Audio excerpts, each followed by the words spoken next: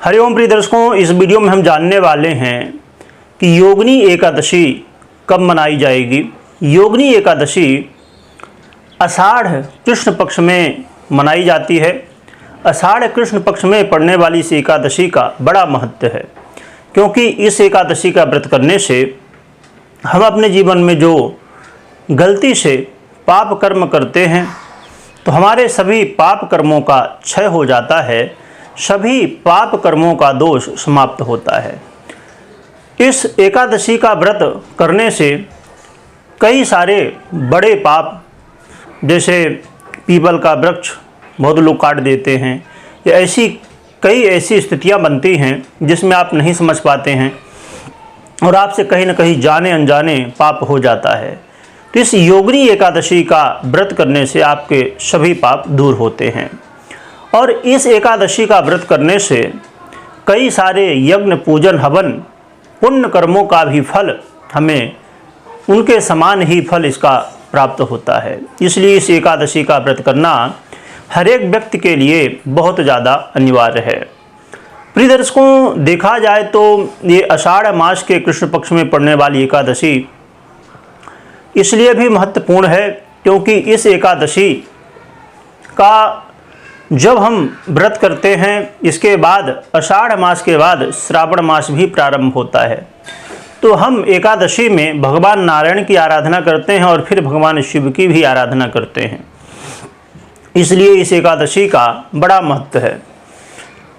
और एकादशी का व्रत करने से भगवान विष्णु प्रसन्न होते हैं, क्योंकि ये एकादशी का व्रत भगवान विष्णु को समर्पित होता है।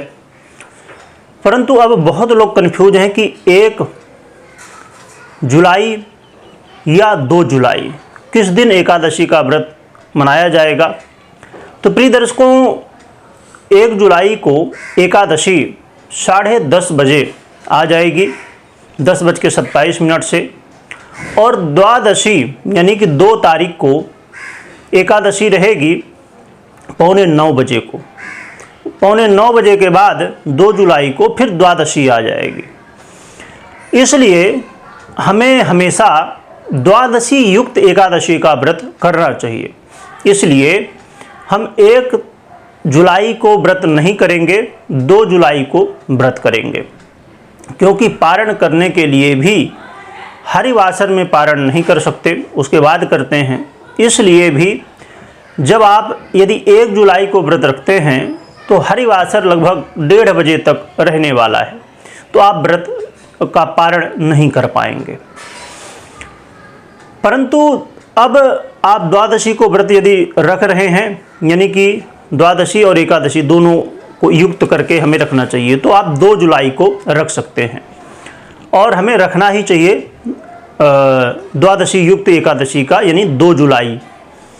और पारण आप कब करेंगे? तो पारण आप 3 जुलाई को सुबह 5:49 से लेकर 7:10 इसके बीच में आप पारण कर सकते हैं, क्योंकि फिर उसके बाद त्रयोदशी तिथि लग जाएगी, तो पारण हमें द्वादशी तिथि में ही करना होता है।